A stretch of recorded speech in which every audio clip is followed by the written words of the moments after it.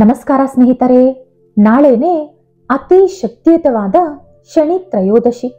ಇದು ಮಹಾಶಿವರಾತ್ರಿಗೆ ಸಮಾನವಾದ ಶಕ್ತಿಯನ್ನು ಹೊಂದಿದೆ. ಇಷ್ಟೊಂದು ಪವಿತ್ರವಾದ ದಿನದಂದು ನೀವು ಸ್ನಾನ ಮಾಡುವ ನೀರಿನೊಳಗೆ ಈ ಒಂದು ಪದಾರ್ಥ ಬೆರೆಸಿ ಸ್ನಾನ ಮಾಡಿದರೆ ಜನ್ಮಾಂತರದ ಪಾಪಗಳು, ದರಿದ್ರ ಹೋಗಿ ಅಷ್ಟೈಶ್ವರ್ಯ ಪ್ರಾಪ್ತಿಯಾಗುವಂತೆ ಶನಿದೇವರು ನಿಮ್ಮನ್ನು ಆಶೀರ್ವದಿಸುತ್ತಾರೆ. ಇದರ ಜೊತೆಗೆ ನಿಮಗೊಂದು ಶಕ್ತಿಯುತವಾದ ಮಂತ್ರವನ್ನು ಕೂಡ ಹೇಳ್ಕೊಡ್ತೀನಿ.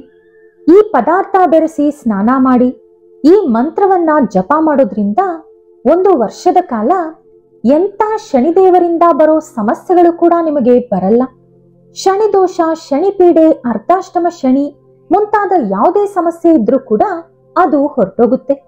ಹಾಗಾದ್ರೆ ಆ ಶಕ್ತಿಯುತವಾದ ಮಂತ್ರ ಯಾವುದು, ಹಾಗೆ ನೀವು ನೀರಲ್ಲಿ ಬೆರೆಸುವಂತ ಶಕ್ತಿಯುತವಾದ ಪದಾರ್ಥ ಏನು ಅಂತ ಆಲಸ್ಯ ಮಾಡದೆ ಈ ವಿಡಿಯೋದಲ್ಲಿ ನಾವು ತಿಳ್ಕೊಳ್ಳೋಣ.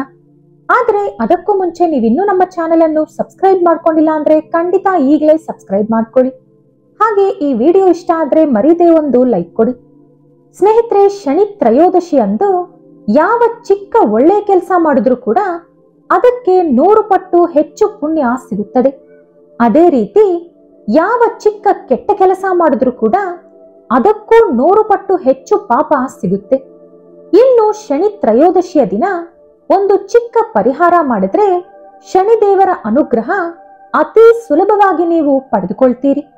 ಏಳ್ನಾಟ್ ಶನಿ, ಅಷ್ಟಮ ಶನಿ, ಅರ್ಧಾಷ್ಟಮ ಶನಿ, ಈ ಎಲ್ಲಾ ಶನಿಪೀಡೆಗಳು ಕೂಡ ನಿವಾರಣೆಯಾಗುತ್ತದೆ. ಶನಿಗ್ರಹದ ಅನುಗ್ರಹ ನಮ್ಮ ಮೇಲಿದ್ದರೆ ಜೀವನದಲ್ಲಿ ನಮಗೆ ರಾಜಯೋಗ ಸಿಗುತ್ತದೆ. ಜೀವನದಲ್ಲಿ ಹಿಂದೆ ಸರಿಯುವ ಮಾತೇ ಇಲ್ಲ. ನಾವು ಮಾಡೋ ಎಲ್ಲಾ ಕೆಲಸಗಳು ನಿರ್ವಿಘ್ನವಾಗಿ ಪೂರ್ತಿಯಾಗಿ ಜೀವನದಲ್ಲಿ ದೊಡ್ಡ ಮಟ್ಟಕ್ಕೆ ಬೆಳೆಯುತ್ತೀವಿ. ಅದೇ ಒಂದು ವೇಳೆ ಶನೀಶ್ವರ ಕ್ರೂರವಾದ ದೃಷ್ಟಿಯಿಂದ ನಮ್ಮನ್ನು ನೋಡಿದರೆ ಯಾವಾಗಲೂ ಗಂಡ ಹೆಂಡತಿ ಮಧ್ಯೆ ಗಲಾಟೆ, ಮನೆಯಲ್ಲಿ ಅಸಮಾಧಾನ, ಅನಾರೋಗ್ಯ ಸಮಸ್ಯೆಗಳು, ಕಿರಿಕಿರಿ, ಮಾನಸಿಕ ಮತ್ತು ಆರ್ಥಿಕ ಸಮಸ್ಯೆಗಳು ಬರುತ್ತದೆ. ಈಗ ನಾನು ಹೇಳುವಂತ ಈ ಪರಿಹಾರವನ್ನ ಶನಿ ತ್ರಯೋದಶಿಯ ದಿನ ಮಾಡೋದ್ರಿಂದ ನಮಗೆ ರಾಜಯೋಗ ಹಿಡಿಯುತ್ತದೆ ಎಂದು ನಮ್ಮ ಪೂರ್ವಿಕರು ಪ್ರಾಚೀನ ಗ್ರಂಥಗಳಲ್ಲಿ ಬರೆದಿದ್ದಾರೆ. ಯಾಕಂದ್ರೆ ಶನೀಶ್ವರ ಕೇವಲ ಜನರನ್ನು ಮಾತ್ರ ಅಲ್ಲ, ದೇವಾನು ದೇವತೆಗಳನ್ನು ಕೂಡ ಕಾಡಿರುವುದುಂಟು. ಶನೀಶ್ವರ ಯಾವ ವ್ಯಕ್ತಿ ಧರ್ಮ ಮಾರ್ಗದಲ್ಲಿ ನಡೆಯುತ್ತಾರೋ, ಸುಳ್ಳು ನುಡಿಯುವುದಿಲ್ಲವೋ, ಯಾರು ಪ್ರತಿದಿನ ದೀಪಾರಾಧನೆ ಮಾಡುತ್ತಾ, ಪೂಜೆ ಮಾಡುತ್ತಾ, ಸತ್ಯ ಮಾತನಾಡುತ್ತಾ, ಯಾರನ್ನೂ ನೋಯಿಸದೆ ಕೈಲಾದ ಸಹಾಯ ಬೇರೆಯವರಿಗೆ ಮಾಡುತ್ತಿರುತ್ತಾರೋ ಅವರನ್ನು ಏನೂ ಕೂಡ ಮಾಡುವುದಿಲ್ಲ. ಯಾರು ಅಧರ್ಮ ಮಾಡುತ್ತಾ, ಸುಳ್ಳು ಮಾತನಾಡುತ್ತಾ ಬೇರೆಯವರಿಗೆ ನೋವು ಕೊಡುತ್ತಾರೋ ಅವರಿಗೆ ಕಠಿಣ ಶಿಕ್ಷೆ ಕೊಟ್ಟು ಅವರನ್ನು ಸರಿಯಾದ ಮಾರ್ಗದಲ್ಲಿ ಕರೆತರುತ್ತಾರೆ. ಶನಿ ದೋಷಗಳು ಹೋಗಬೇಕು ಅಂದರು, ಶನಿದೇವರ ಆಶೀರ್ವಾದ ಸಿಗಬೇಕು ಅಂದರು ನಾವು ಸಾನಿ ತ್ರಯೋದಶಿಯ ದಿನ ಪರಮೇಶ್ವರನ ಅವತಾರವಾದ ಪಿಪ್ಲಾದ ರಚಿಸಿರುವಂತ ಈ ಶಕ್ತಿಯುತವಾದ ಮಂತ್ರವನ್ನು 9 ಸಾರಿ ಭಕ್ತಿಯಿಂದ ಜಪ ಮಾಡಬೇಕು. ಈ ಮಂತ್ರ ಸಾಮಾನ್ಯವಾದುದು ಅಲ್ಲ, ಇದು ಮಹಾ ಪುಣ್ಯವನ್ನು ಕೊಡುತ್ತದೆ. ಅದರ ಜೊತೆಗೆ ಮಹಾಶಕ್ತಿಯನ್ನು ಹೊಂದಿದೆ. ಶನಿದೇವರ ಪ್ರೀತಿ ಗಳಿಸಲು ಇದಕ್ಕಿಂತ ಉತ್ತಮ ಸ್ತೋತ್ರ ಅಥವಾ ಮಂತ್ರ ಮತ್ತೊಂದಿಲ್ಲ. ಈ ಮಂತ್ರಕ್ಕೆ ಸಾಕ್ಷಾತ್ ಶನಿದೇವರೇ ವರ ಕೊಟ್ಟಿದ್ದಾರೆ. ಈ ಮಂತ್ರದಲ್ಲಿ ಶನಿದೇವರ ಶಕ್ತಿ ಇದೆ. ಈ ಮಂತ್ರವನ್ನು ಪ್ರತಿದಿನ ಯಾರು ಓದುತ್ತಾರೋ ಅವರು ಪುಣ್ಯ ಪಡೆದುಕೊಳ್ಳುತ್ತಾರೆ. ಇನ್ನು ಶನಿ ತ್ರಯೋದಶಿಯಂದು ಈ ಮಂತ್ರ ಓದಿದರೆ 1000 ಪಟ್ಟು ಹೆಚ್ಚು ಪುಣ್ಯ ಕೊಡುತ್ತೀನಿ. ಶನಿ ತ್ರಯೋದಶಿಯಂದು ಈ ಮಂತ್ರ ಓದಿದರೆ ನಾನು ಅವರನ್ನು ಕಾಡುವುದಿಲ್ಲ, ಅವರ ಮೇಲೆ ನನ್ನ ಕೆಟ್ಟ ದೃಷ್ಟಿ ಬೀಳುವುದಿಲ್ಲ, ಅವರಿಗೆ ನಾನು ಯಾವ ಹಿಂಸೆಯೂ ಕೊಡುವುದಿಲ್ಲ ಎಂದು ಸಾಕ್ಷಾತ್ ಶನಿದೇವರು ಪರಮೇಶ್ವರನಿಗೆ ಮಾತು ಕೊಟ್ಟಿದ್ದಾರೆ. ಹಾಗಾಗಿ ಸುಲಭವಾಗಿ ಶನಿದೋಷ ನಿವಾರಣೆ ಪಡೆಯಲು, ಶನಿದೇವರ ಆಶೀರ್ವಾದ ಪಡೆದುಕೊಳ್ಳಲು ನಾವು ಈ ಚಿಕ್ಕ ಮಂತ್ರವನ್ನು ಜಪಿಸೋಣ. ಅದರ ಜೊತೆಗೆ ಒಂದು ಚಿಕ್ಕ ಪರಿಹಾರ ಕೂಡ ಮಾಡಿಕೊಳ್ಳೋಣ. ಈಗ ಆ ಮಂತ್ರ ಯಾವುದು ಅಂತ ನೋಡೋಣ. ನಮೋಸ್ತು ಕೋಣ ಸಂಸ್ಥಾಯ ಪಿಂಗಳಾಯ ನಮೋಸ್ತುತೆ, ನಮಸ್ತೆ ಬಭ್ರರೂಪಾಯ ಕೃಷ್ಣಾಯ ಚ ನಮೋಸ್ತುತೆ, ನಮಸ್ತೆ ರೌದ್ರ ದೇಹಾಯ ನಮಸ್ತೆ ಚಾಂತಕಾಯ ಚ ನಮಸ್ತೆ ಯಮಸಂಜ್ಞಾಯ ನಮಸ್ತೆ ಸೌರಯೇ ವಿಭೋ ನಮಸ್ತೆ ಮಂದಸಂಜ್ಞಾಯ ಶನೈಶ್ಚರ ನಮೋಸ್ತುತೆ ಪ್ರಸಾದಂ ಕುರು ದೇವೇಶ ಧೀನಸ್ಯ ಪ್ರಣತಸ್ಯ ಚ ಇತಿ ಪಿಪ್ಪಲಾದ ಕೃತ ಶ್ರೀ ಶನಿ ಸ್ತೋತ್ರಂ ಸಂಪೂರ್ಣಂ. ಸ್ನೇಹಿತರೆ, ಇದು ಪಿಪ್ಪಲಾದ ಶನಿ ಸ್ತೋತ್ರ. ಇದನ್ನ ನಾನು ಡಿಸ್ಕ್ರಿಪ್ಷನ್ ಕೂಡ ಕೊಟ್ಟಿರ್ತೀನಿ. ಇದನ್ನ ನೀವು ನಾಳೆ ಬೆಳಗ್ಗೆ ಸ್ನಾನ ಮಾಡಿಕೊಂಡು ಮನೆಯಲ್ಲೇ ಕೂತ್ಕೊಂಡು ಕೂಡ 9 ಸಲ ಜಪ ಮಾಡಬಹುದು. ಅಥವಾ ಶನಿದೇವರ ದೇವಸ್ಥಾನ ಅಥವಾ ನವಗ್ರಹ ದೇವಸ್ಥಾನದಲ್ಲಿ ಕೂತ್ಕೊಂಡು 9 ಸಲ ಓದಬಹುದು. ದೇವಸ್ಥಾನದಲ್ಲಿ ಓದಿದ್ರೆ ತುಂಬಾ ಒಳ್ಳೇದು.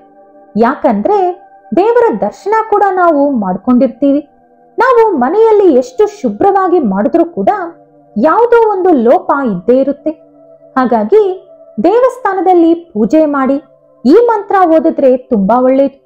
ಹಾಗೆ ನಾಳೆ ದೇವಸ್ಥಾನಕ್ಕೆ ಹೋಗುವಾಗ ಒಂದು ಕಪ್ಪು ಬಟ್ಟೆಯಲ್ಲಿ ಸ್ವಲ್ಪ ಕಪ್ಪು ಎಳ್ಳನ್ನ ಗಂಟು ಕಟ್ಟಿ, ಈ ರೀತಿ 9 ಗಂಟುಗಳನ್ನ ತಯಾರಿಸಿಕೊಂಡು ಒಂದು ಕಪ್ಪಲ್ಲಿ ಇಟ್ಟು ಸ್ವಲ್ಪ ಎಳ್ಳೆಣ್ಣೆಯನ್ನು ಹಾಕಿ ನೆನೆಯೋಕೆ ಬಿಡಿ.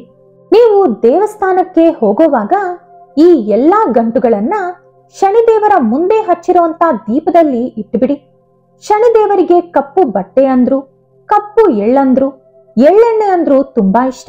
ನೀವಿದನ್ನ ತಯಾರಿಸೋಕೆ ಸಾಧ್ಯ ಆಗ್ಲಿಲ್ಲ ಅಂದ್ರೆ ಪರವಾಗಿಲ್ಲ, ಆದ್ರೆ ಸ್ವಲ್ಪ ಎಳ್ಳೆಣ್ಣೆ ತಗೊಂಡೋಗಿ ಶನಿದೇವರ ಮುಂದೆ ಉರಿತಾ ಇರುವಂತ ದೀಪದಲ್ಲಿ ಹಾಕಿ ಬನ್ನಿ. ಹಾಗೆ ನೀವು ದೇವಸ್ಥಾನಕ್ಕೆ ಅಗರಬತ್ತಿ, ಕರ್ಪೂರ, ಎಳ್ಳೆಣ್ಣೆ ಏನೇ ತಗೊಂಡೋದ್ರೂ ಕೂಡ ಮನೆಗೆ ವಾಪಸ್ ತರಬಾರದು. ಅದನ್ನ ಅಲ್ಲೇ ಬಿಟ್ಟು ಬನ್ನಿ. ಇನ್ನು ನೀವು ನಾಳೆ ಮಾಡಬೇಕಾಗಿರುವಂತ 2ನೇ ಪರಿಹಾರ ಏನಂದ್ರೆ ಬಿಲ್ವಪತ್ರೆ ಮರ, ಅರಳಿ ಮರ, ಶಮಿ ಮರ ಅಥವಾ ಆಲದ ಮರ. ಈ 4 ಮರಗಳಲ್ಲಿ ಯಾವುದೋ ಒಂದು ಮರದ ಮುಂದೆ ಎಳ್ಳೆಣ್ಣೆಯಿಂದ ದೀಪ ಹಚ್ಚಿ ಮರಕ್ಕೆ 3 ಪ್ರದಕ್ಷಿಣೆ ಹಾಕಿ ಸ್ವಲ್ಪ ಹೊತ್ತು ಮರದ ಮುಂದೆ ಕೂತ್ಕೊಂಡು ನಿಮಗೆ ಶನಿದೇವರ ಯಾವುದಾದ್ರೂ ಮಂತ್ರ ಬಂದ್ರೆ ಓದಿ, ಬರ್ಲಿಲ್ಲ ಅಂದ್ರೆ ಓಂ ಶನೀಶ್ವರಾಯ ನಮಃ ಅಂತ 9 ಸಲ ಜಪ ಮಾಡಿ ಮನೆಗೆ ಬನ್ನಿ. ಇನ್ನು ನಾವು ಮಾಡಬೇಕಾಗಿರುವಂತ 3ನೇ ಮುಖ್ಯವಾದ ಪರಿಹಾರ ಏನಂದ್ರೆ ನಾಳೆ ಸ್ನಾನ ಮಾಡಬೇಕಾದ್ರೆ ನೀರಲ್ಲಿ 9 ಚಿಟಿಕೆ ಕಪ್ಪು ಎಳ್ಳನ್ನ ಹಾಕಿ ಸ್ನಾನ ಮಾಡಬೇಕು. ಚಿಟಿಕೆ ಅಂದ್ರೆ ಗೊತ್ತಲ್ವಾ? 2 ಬೆರಳಲ್ಲಿ ಎಷ್ಟು ಎಳ್ಳು ಬರುತ್ತೋ ಅದನ್ನ ತಗೊಂಡು ನೀರು ತುಂಬಿರೋಂತ ಮಗ್ಗಲ್ಲಿ ಹಾಕಿ ಆ ನೀರನ್ನ ತಲೆ ಮೇಲೆ ಹಾಕೋಬೇಕು. ಈ ರೀತಿ 9 ಸಲ ಮಾಡಬೇಕು. ಅಂದ್ರೆ ಒಂದೊಂದು ಸಲ ಒಂದು ಚಿಟಿಕೆ ಎಳ್ಳು ತಗೊಂಡು ಮಗ್ಗಲ್ಲಿ ಹಾಕಿ ಆ ನೀರನ್ನ ತಲೆ ಮೇಲೆ ಹಾಕೋಬೇಕು. ಒಂದೊಂದು ಸಲ ನೀವು ತಲೆ ಮೇಲೆ ನೀರ್ ಹಾಕೊಳ್ಳುವಾಗ್ಲೂ ಓಂ ಶನೀಶ್ವರಾಯ ನಮಃ ಶನಿ ದೋಷ ನಿವಾರಣಾಯ ಅಂತ ಹೇಳಿ ನೀರನ್ನ ತಲೆ ಮೇಲೆ ಹಾಕೊಳ್ಳಿ. 9 ಸಲ ಈ ರೀತಿ ಮಾಡಿದ ಮೇಲೆ ನೀವು ನಾರ್ಮಲ್ ಆಗಿ ಸ್ನಾನ ಮಾಡಿಕೊಂಡು ಪೂಜೆ ಮಾಡ್ಕೊಳ್ಳಿ. ಈ ರೀತಿ ಮಾಡೋದ್ರಿಂದ 1 ವರ್ಷದವರೆಗೂ ಶನಿದೋಷ, ಶನಿಪೀಡೆ, ಶನಿದೇವರಿಂದ ನಿಮಗೆ ಯಾವುದೇ ಕಷ್ಟ ಸಮಸ್ಯೆ ಬರಲ್ಲ. ಜೊತೆಗೆ ಶನಿದೇವರ ಆಶೀರ್ವಾದ ಕೂಡ ಸಿಗುತ್ತೆ. ಈ ವಿಡಿಯೋ ನಿಮಗೆ ಇಷ್ಟ ಆದ್ರೆ ಲೈಕ್ ಮಾಡಿ, ಶೇರ್ ಮಾಡಿ. ಇಂಥ ಹೆಚ್ಚಿನ ಉತ್ತಮ ಮಾಹಿತಿಗಳಿಗಾಗಿ ತಪ್ಪದೇ ನಮ್ಮ ಚಾನೆಲ್ ಅನ್ನು ಸಬ್ಸ್ಕ್ರೈಬ್ ಮಾಡ್ಕೊಳ್ಳಿ.